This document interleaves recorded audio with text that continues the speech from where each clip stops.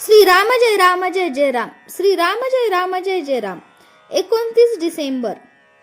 मीपणाचे विसर्जन करून सुखदुःखातीत राहावे. भक्ती म्हणजे संलग्न होणे. विषयाकरता आपण परमेश्वराची प्रार्थना वगैरे केली तर ती विषयाची भक्ती झाली. परमेश्वराची कशी होईल? मीपणा आला की संकल्प उडतात आणि संकल्पात्मक विषय तेच मनात येतात. मीपणा ठेवून परमेश्वराची पुष्कळ सेवा केली तरी तीत कमीपणा आहे. प्रपंचाचा त्याग करून बैरागी होऊन मठ बांधला पण मठाच्या बंधनात पडला. देवाला दागिने घातले का तर त्याचे रूप आपल्याला चांगले दिसावे म्हणून. चांगल्या कृत्यात सुद्धा मीपणा कसा लपून बसलेला असतो बघा.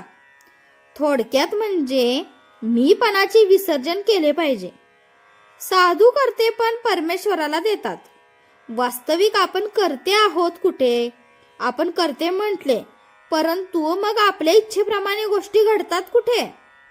पण नसलेले करते पण आपल्याकडे ओढून घेऊन माणूस सुखी किंवा दुःखी होतो.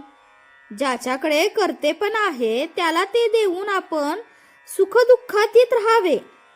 हे सर्व ईश्वराचे आहे. हेच सार वेदश्रुती सांगतात. हे सर्व रामाचे असून तो सर्वांचा करता आहे असे संत सांगतात. दोघांचेही सांगणे एकच. अशी भावना ठेवल्यावर सुखदुःख भोगावे लागणार नाही. मी करता नसून राम करता ही भावना वाढवणे हीच खरी उपासना. मी काही नाही कोणीतरी भावली आहे असे समजावे. एक भगवंत तेवढा माझा असे म्हणावे.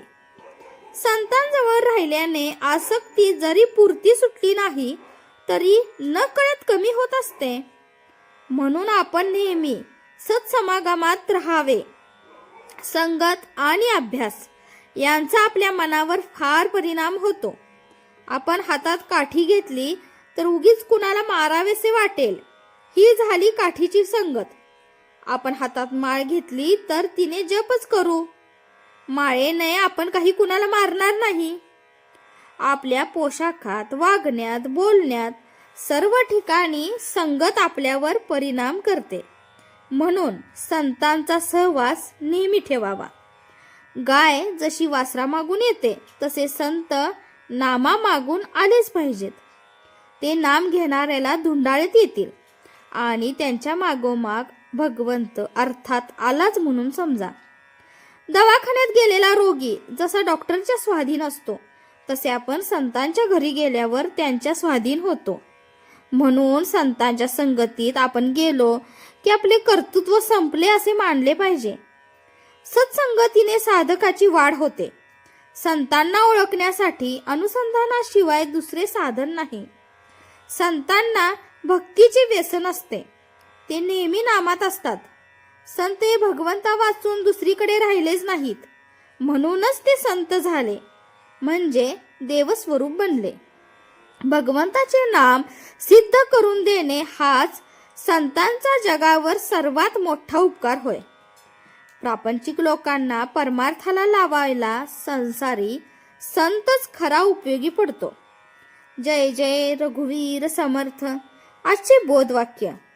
सर्व काही रामाचे आहे असे समजणे म्हणजेच सर्वस्व रामास अर्पण करणे आहे.